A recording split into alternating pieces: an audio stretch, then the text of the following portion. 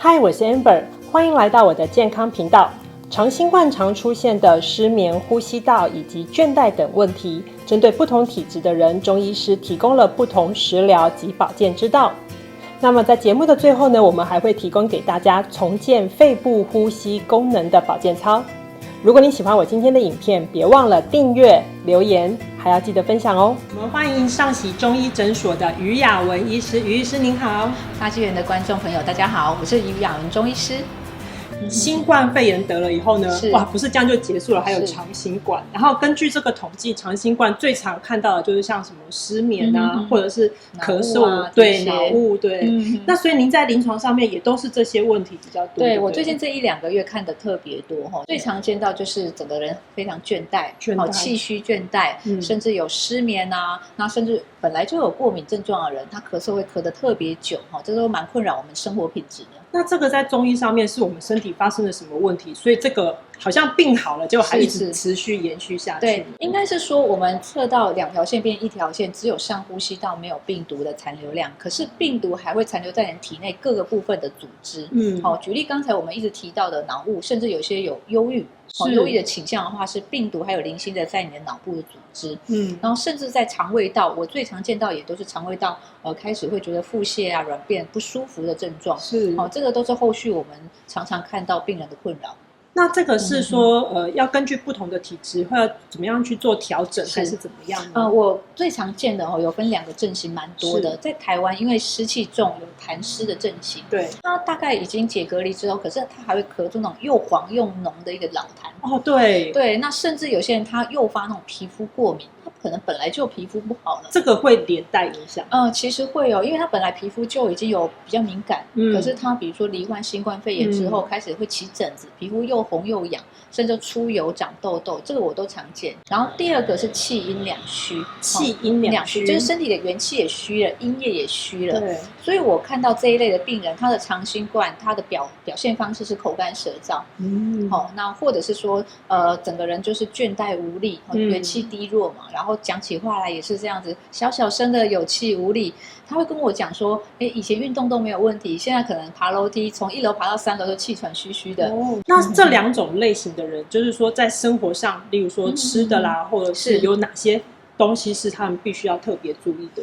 我首先来讲那个气阴两虚的人那阴虚的体质在台湾蛮常见，我觉得是因为可能吃的太辣，或者是说晚睡让那个阴液亏损，然后或者是说因为他平常可能就没有做运动，肺活量特别小，气虚嘛，所以在饮食方面，我们要提醒这一类属性的病人，就是第一个不要熬夜，吃东西烧烤、炸辣、甜的东西不要吃太多。那我们可以吃一些党参啊或五味子这种东西，甚至有一些白色的。比如说白木耳、百合这个东西都有一些滋润的效果，不管对我们的喉咙或对皮肤都有一些滋养阴液的效果。是气阴两虚它特别在进入秋天的时候会有一点比较燥，喉咙比较干燥，就秋燥嘛。那喉咙的话，我会建议说像有些炖水梨。炖雪梨也是要放冰糖。那另外一个就痰热。那通常第一个我们一定要戒掉吃辣的，然后太热性炸的辣的也不要吃太多因为那咳出来的痰真的你会看到说又黄又浓，那个都还在发炎。还有甜的，特别吃甜的也是甜的东西很容易生痰甜的东西不管是胃食道逆流或者是痰湿的体质，一吃下去就很容易生痰。对，痰湿痰热体质，饮食就要特别清淡。我会推荐几个食疗比如说烤橘子，橘子挖一个洞，加一点盐巴，放到电锅去蒸，很好吃它就可以去痰，蛮好用的特别是橘子那个橘络，那可以去痰所以我们吃橘子的时候，不要把那个白色的丢掉，这样子。刚好接下来又是橘子的季节，对，是没错。那在日常会不会有一些例如说穴道按摩啊，或者是运动啊，可以帮助我们刚刚讲到的这些问题的？我先举一个例子气虚的人常常会觉得倦怠想睡觉嘛，我们就可以用百会穴去提我们的元穴。百会穴很简单，我们是2个耳尖的连线跟我们鼻子正中央的交叉点，就是我们头中心的这个位置，我们可以手握拳手握拳用这个指节就这个指节敲敲我们的头顶百会穴。当我们比如说上班开会累的时候，我们可以敲敲这个百会穴。这是什么道理呢？可以让我们身体的阳气往上升对于那个比较元气比较低弱可以用这样子。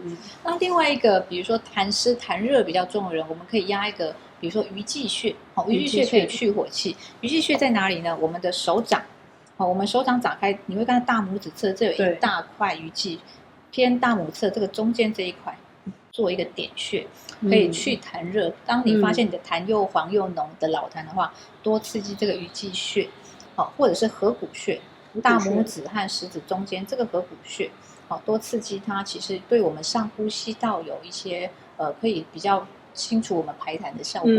比如说长新冠的人常常会有呼吸比较短浅，对，那我可以分享一个呼吸功给大家。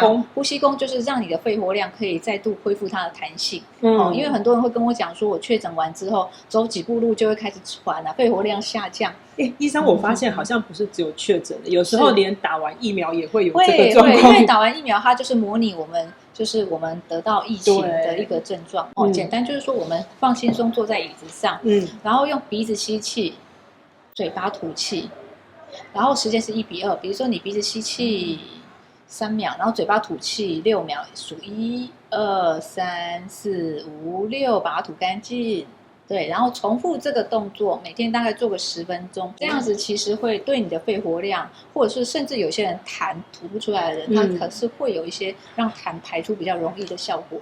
那有人说爬山如果做这个呼吸的话更好，应该是这样讲。我们爬山或运动，你确诊完要看自己的体力，大量运动完会大量流汗，大量耗气，可能不利于你的恢复。所以说我们运动就是渐进式，从慢跑快走开始，能够承受的范围为主，不要一下子太剧烈运动，不然反而对身体是有伤害的。是的。好，非常谢谢于医师今天的分享，谢谢您。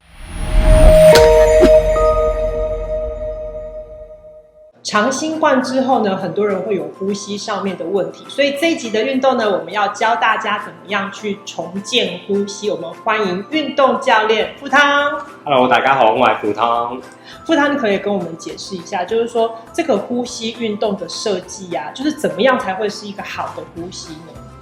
我哋一個好嘅呼吸咧，其實係一個全呼吸模式嘅。全呼吸模式咧係指你嘅胸腔、你嘅下腹部兩邊肋骨嘅擴張，同埋背部後邊嘅擴張，喺吸氣嘅時候同一時間全部都可以擴張。无论你是得过新冠肺炎或打过疫苗的人，都可能有呼吸变短的问题。今天重建呼吸运动分为4个阶段，第一阶段放松平时容易受限的呼吸肌肉，第2阶段呼吸控制，第3阶段肌肉力量训练，第4阶段舒缓呼吸代偿肌肉。如果你准备好了，就跟我们一起练习吧。首先呢，我哋放鬆橫膈膜嘅。OK， 吸氣時將4指放在肋骨下緣，呼氣。吐氣時手指找到緊繃的肌肉往內頂，透過按壓的方式放鬆橫膈膜。呼氣。呼氣。呼氣。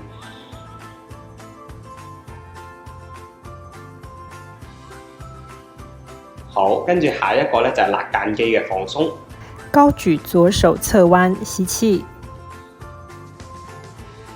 呼氣，吐氣同時，右指頭按壓左側肋骨間的肋間肌。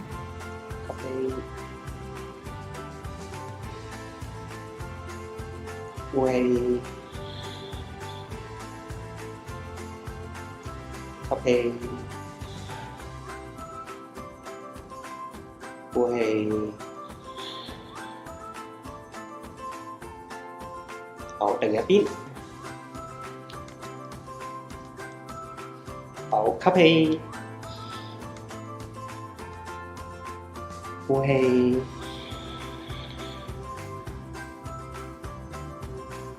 呼氣，呼氣。吸氣，呼氣。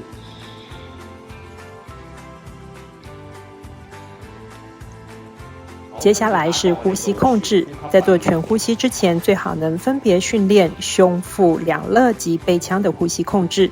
局部呼吸时，该部位会有膨胀的感觉，而其他部位则尽量保持不动。但做全呼吸的時候，是所有部位同時擴張的。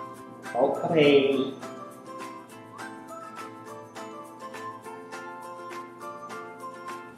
呼氣，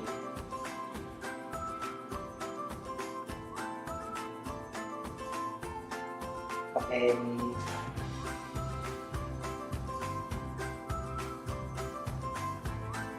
呼氣。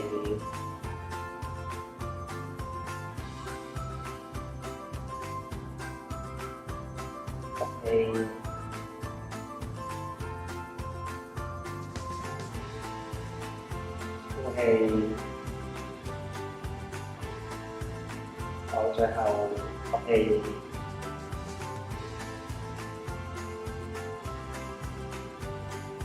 呼氣，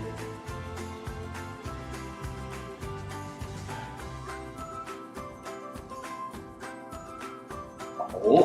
第三階段肌肉力量訓練，很多頸部僵硬的人普遍有呼吸不順暢的問題，因為頸部的斜角肌代償了橫膈膜的角色，所以強化呼氣肌肉，例如腹直肌或肋間肌，可以舒緩頸部呼吸造成的傷害。首先咧，我哋呼一啖氣，然之後深呼吸。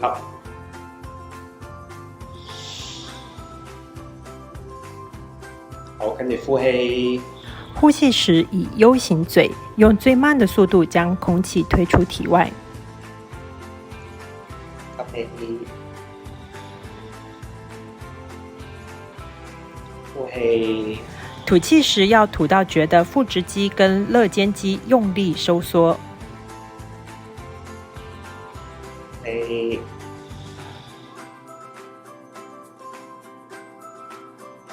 呼氣。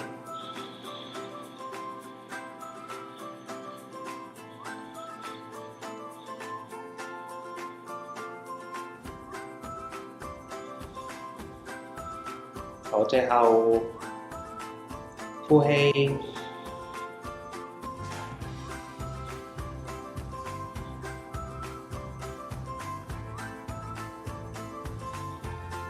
好。最後階段是放鬆呼吸代償肌肉，因為呼吸姿勢不正確，容易造成肌肉代償。放鬆代償肌肉可以幫助呼吸更加順暢。好，咁首先咧，我哋放鬆我哋嘅胸小肌。當我哋伸展嘅時候咧，我哋要將個手踭咧擺高過我哋嘅膊頭，大概30度、45度角左右啦。跟住之後咧，個手板盡量向後外旋。然之後咧，呢個時候咧，你會感覺到咧，我喺前三角肌嗰個位置咧有少少拉長咗嘅。然之後咧，我哋旋轉向外。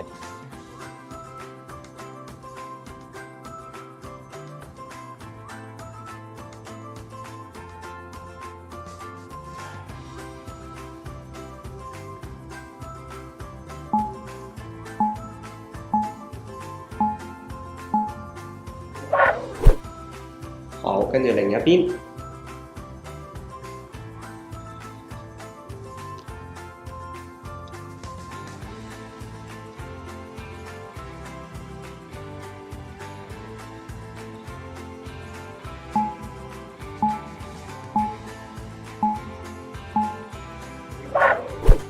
好，跟住就係胸鎖乳突肌嘅放鬆。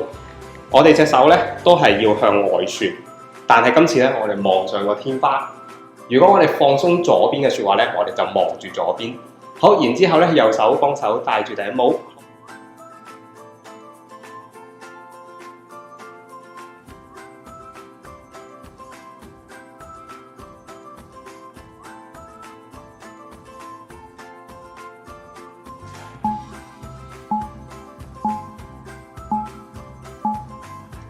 邊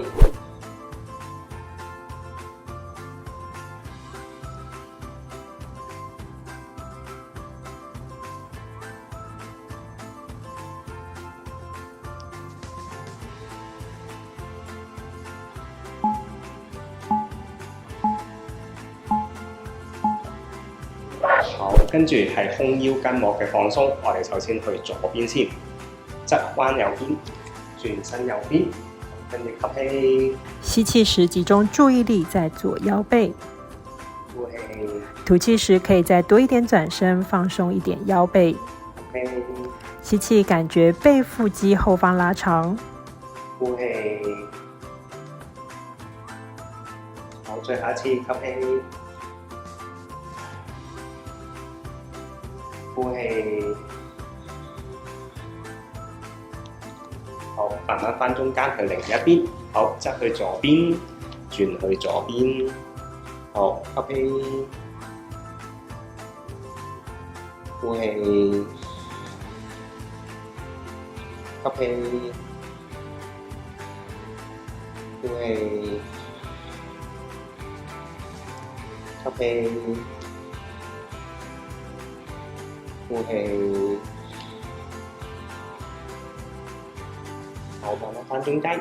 我觉得这一套那个呼吸训练下来，这个地方和这个地方，我们刚刚有特别拉一下的地方，都会觉得比较容易呼吸耶。我不知道怎么讲，就是比较容易呼吸。然后你会觉得这个运动看起来不是很難，但是呢，其實還是會有流一點點汗的那種感覺，是蠻適合早上起床的時候來練這一套運動的。